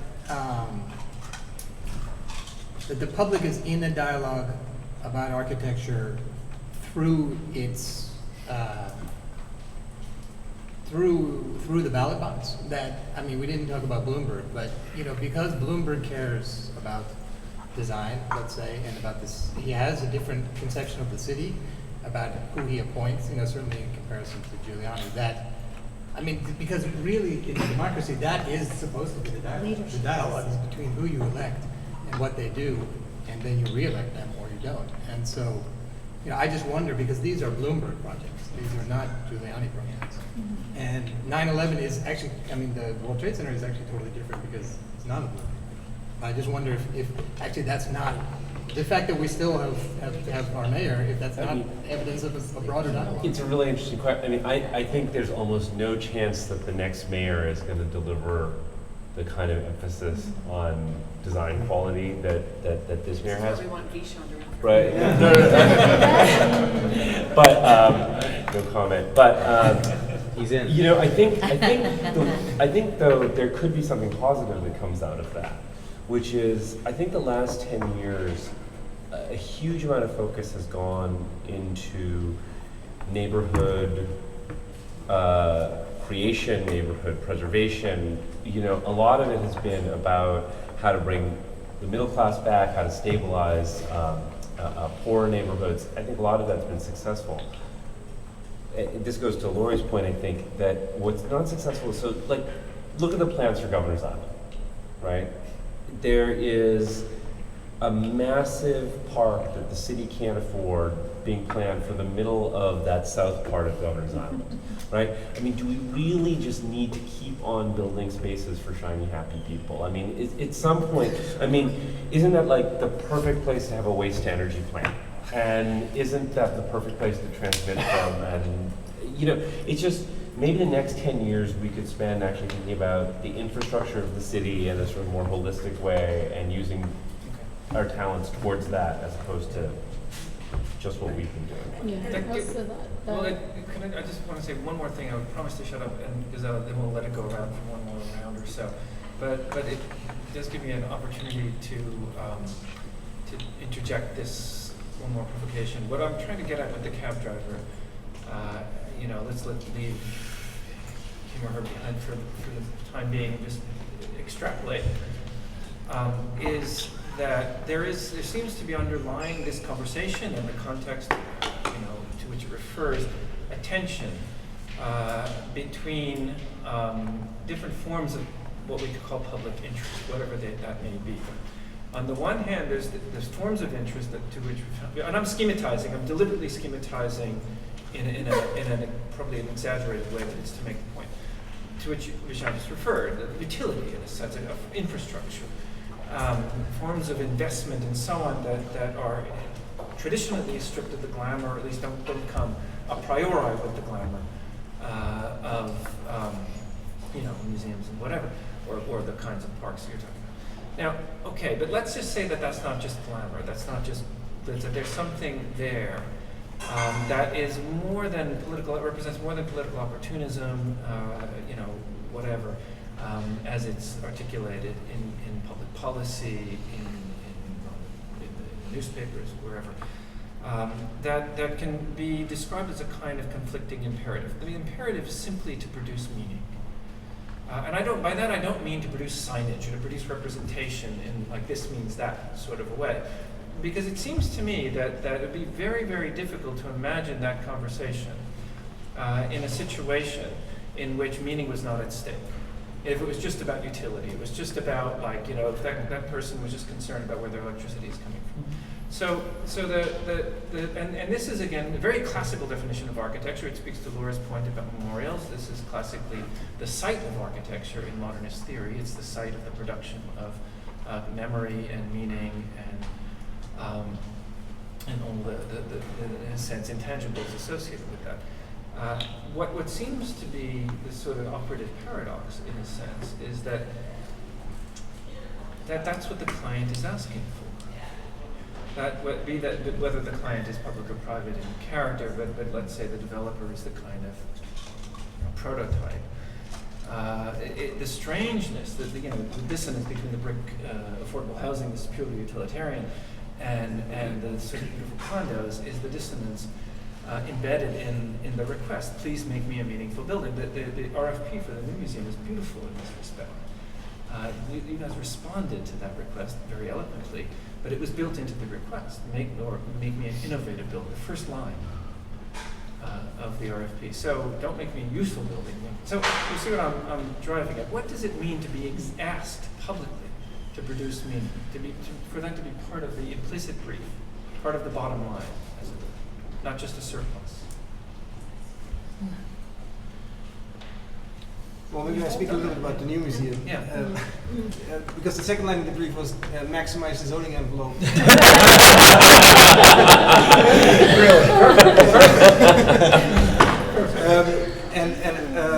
But I do think that there, indeed, by reducing, actually, by not doing that, by doing sort of a very un-New York thing, by not maximizing the zoning envelope, we were actually able to give sort of space back maybe to the city.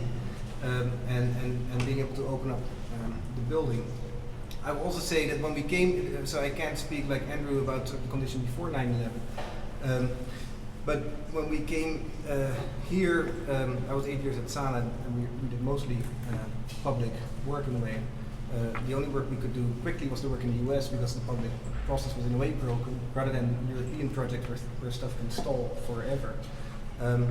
But also, everybody knows probably Andrea Schwan, who we met at the first day that we won the competition. She said, there's 3 steps here in this process. One is the legal process, one is the design process, and one is the press process. And of those 3, the last one is the most important, and I'm in charge of that. And so she said, it doesn't matter what you design, I'll make sure that people will respond to it positively. After the building opened, we were done with the building on a Tuesday, and everyone said, great building. On Friday, Nikolai wrote something about it, and after that, everyone said, great review. So I think still the importance lies sort of, or we did not speak at all about who is helping us communicate to the public, and if actually say, and I wouldn't call it spin, but the idea, I do think that we are maybe engaging the public in a certain way. I don't know if we are addressing them with the same intelligence that we hope to have this discussion. But let me just reduce your statement for a minute to a kind of stereotype. That the, because you, I think, put it very well, that the primary function, your primary function, or at least the first step, or the most important step, was to get Nikolai to say up or down, yes or no. So Nikolai's function is not to say this is useful. Primarily, the cipher that is Nikolai. In other words, the role, the structural role of the architecture critic is typically not to say this will be, useful. The first part of what you said, you give space back. Of course, they can say that, but I think we understand that the primary function, or at least, is to say this is a meaningful work. They're kind of translator in that respect. So, okay, you succeeded there. Why was that so important? Why would it be so important? You've all produced meaningful work, I think. And so why is that meaningful? I mean, why not just say we produce square feet? Well, I've been wanting to shift the conversation for a while now. So I don't know, you can bring it back if you want, but I just thought for a minute to talk about New Orleans. Because that was a moment also where a lot of people were really trying to communicate, and in this case it was about urban design, to a very uninformed public. And there were all kinds of things that happened to really try and facilitate that. Now, of course, it was a huge failure in many ways, but in many ways that we really should teach ourselves about, so that we can, it's not about meaning, but it is about the fact that it seems to me that these kinds of important questions only happen after a crisis, right? And it's going to happen again. It probably will happen again in New York, and it almost did with this storm, right? And I'm just amazed that it was on television and the news, that Ground Zero might have been flooded. And it was a real fear, that the waterfalls would be flooded. And I must say, I did kind of laugh at it, and nobody else was laughing with me. But it was, I think it's these kinds of things we need to learn from, and especially in terms of communicating about architecture to a broader public. There's lots of things we have to teach them along the way, and it doesn't happen. And so a lot of time in public settings, you find that the public don't understand what the architects are trying to communicate, and I think that's a very real problem. But I would say that in conversation with the DDC, there's a lot of pleasure where at some point it's supposed to be, the city has declared the design excellence as important, and they will support it, even if the choice is, because there's a vision, there are guidelines. I mean, I was really interested in the article in the Times on the Emerald, where they're starting to mix, I know I have to hear your story about Hunts Point, but where the city is starting to implement guidelines to mix low income and moderate income, within a building. And it's true, it may be struggling, but the city is taking, a step to establish guidelines that this is not going to be public housing that's separate. It's going to be integrated because so. I mean, it seems to me that I don't know. I'm not really answering your question, but that it can come from the top as a vision, right? And that there's no dollar amount to that vision, and then everybody contributes to that vision, and then makes it work, of course, with dollar amounts. But I mean, it seems to me that there can be a vision. But I'd like to respond to this issue of the word of what's a meaningful building, meaningful project. Mm-hmm. And I think it's a big mix of a lot of situations. There's the money one. There's personalities involved. There's the people that are behind it, right? The client. There's also the architect. And in our case, we really thought about housing typology and the role in this place called Hell's Kitchen. And we were replacing tenements. And so we actually looked to other housing experiments all over the world to see if we could find a better tenement. Because we thought, okay, some very basic ideas. And I think that's what at least was meaningful for us. And the developer, he was business, as I said, he was somewhere else. So we are able to put together this very strange building type on West 53rd Street. And people walk by it, builds on, it's like James Jacobs, it reaches the street, it has townhouses and all this stuff in it. But it's meaningful because we were thinking about it in its bigger context. Right. But Reinhold, just to your point about the article, I'd be curious in reversing the question, because the first thing that popped into my mind was, well, it'd be interesting to think about your point earlier about why are, for instance, public housing, affordable housing, these infrastructural problems are not given the same valuation relative to architects as producers of meaning.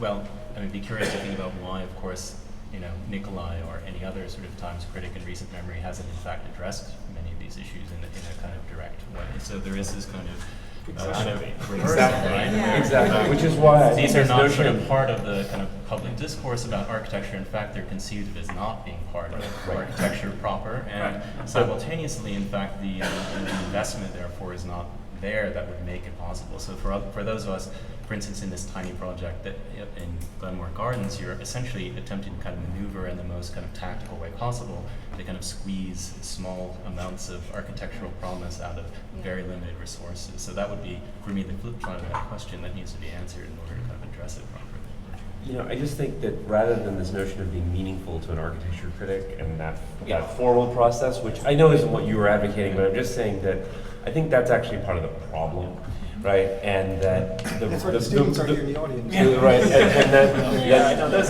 that the more meaningful it is actually to the city, and that's going to be measured in large ways and small ways, the more it will compel public policy, which will in turn empower, the profession to actually be meaningful at a broader level. I think it's a loop. Sure. And I think that's actually been the issue, is to whom we are trying to be meaningful. Okay, we're coming down to we're rolling down the ramp here, so let's go around one more round. There's more. I was just thinking about what Bernard said, the use of the building, and I think there's two things. We're also talking about democratic processes and all the cities that we long for, in New York City at least. Maybe some of us long for Hong Kong, but Paris and Rome, they have these very dictatorial plans, right? Haussmann blew out whatever he wanted to do, but created these public spaces in a very non-democratic way. But then there's all these infill buildings, which, to agree with Bernard, have their materiality is transcended by their use, not by their glory or these one-offs that are beautiful. Or they're kind of nondescript infill blocks, but they're all great buildings. So it's the way the city uses them, rather than what they are exactly. So I agree with Bernard in that sense. But I think they have to transcend themselves. And I think we're kind of stuck in this this iconic phase that where the Nikolais are writing about. He's gone. Send off. He's so like June.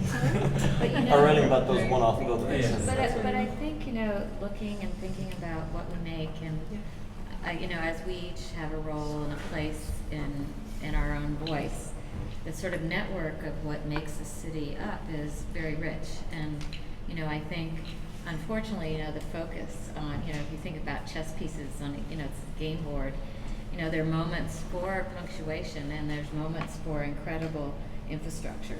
And so the sort of value that we find in the everyday, which is schools and libraries, and, you know, if you think about the Carnegie Library system, you know, that embedded itself within the fabric of the street wall, which are incredibly spatially elaborate, you know, and that's all over the country. But the same way is to realize to be inventive at all different levels, you know, and it's not always inventive in this sort of exterior formal expression, but it's really inventive in, you know, concern for, you know, the mundane, I think, often. And so, you know, the city's made up of, I'm stating the obvious, but I think it's just that appreciation that we have to take to valuing, you know, that not everybody's going to a museum, you know, not everybody is, you know, we all have had those opportunities, but that you just being able to appreciate that's where I live, and being able to identify that, you know, and find place and home, and, you know, or that's my school. I'm so thrilled by it, and you know, I think it's kind of simple. I would say one thing that I think we've found that, especially in these public projects, that architects aren't always brought in early enough in our process to be as effective as we could be. So the idea that a lot of these projects have some preliminary planning, and then you come in and then you have to try to work through that I think that if there's one thing we could all do, which is make it clear that coming in those pre-planning processes and getting those public projects to go through that phase is a really important way to get the best work out of the project. That sometimes the thinking through the right site or the right program, the kind of engagement, and the, you know, what process would move this project in a better direction, perhaps. I think there's place still for us to make even better architecture in those public projects. I think the infrastructure question will be interesting to see who pays. Yeah. Because Who pays? it's clearly Yes. going to come upon us. It's not glamorous, Yeah. and its question of meaning is fraught because it's not seen. Well, you're missing it used to be called Holtec and Partners. Yes, The biggest sewage treatment plant. We're aware. But you know, that was a community process where there's sort of a positive, because you're not putting that in my neighborhood. Yes. And so with that, you know, the art commission now, the design, everybody changes their name. Design commission, any case, you know, really got engaged to create something that's truly spectacular. You know, it makes everybody smile. You know, you can do that, you know, like with the New York Times plant, and you know, those kind of things where color and kind of simple, strong, you know, but thinking about how to reinvent it. You know, there's lots of these things that are anonymous, and so. I think it's one of the things we need to declare glamorous. Yeah. You know, I mean, it certainly has So meaning. it's fun. It works. Infrastructure has meaning. You can't. Well, is the Brooklyn Bridge art or engineering? Both. Yeah. And, you know, and it just, it's funny that the starting point for this discussion was 2001. You know, you could roll back and think about other times when there was ferocious innovation and design in the city. It doesn't really have, you know, we're not Chicago, it's New York. And so we have this other side, which is the economic driver, which we deal with.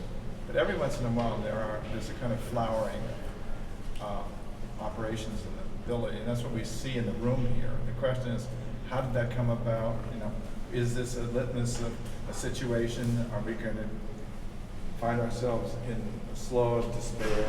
What's next, right? Do you remember the phrase, the kind of incantation, "We are all New Yorkers"?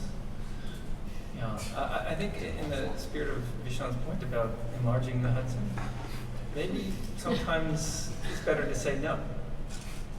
Today, in 1609, Henry Hudson started his journey up. Yeah, very Mm. good. For better or September worse. 12th. You want to September you go to the Times website. Yeah. There's a photo archive from the weekend. Yeah. And there are all these pictures from Ground Zero. And then there are suddenly these pictures from the rest of the country. Yeah, yeah, I saw. And the difference in the content and tone of those pictures couldn't be more startling. This was two fundamentally different events for the city versus the country. Back in the old divide. Okay. Yes, sir. All right. Yeah, right down there. New York City, land of the free, home of the free. Nobody said a word about September 11th. I thought we would land and the pilot would say something. Didn't say a word. And then the cab driver, he said to me, you know, you flew on September 11th. He said, what was it like? And I said, well, nobody said anything. Such a positive answer, such a, honest answer. Yeah. All right, I think it's time to adjourn, but only to invite you all, everybody, all to have another drink and continue the conversation in other forms, and to warn you that in one form or the other, this will reappear online, probably possibly, perhaps with the opportunity to comment further. So thank you again so much for all the work that you've done and for coming here to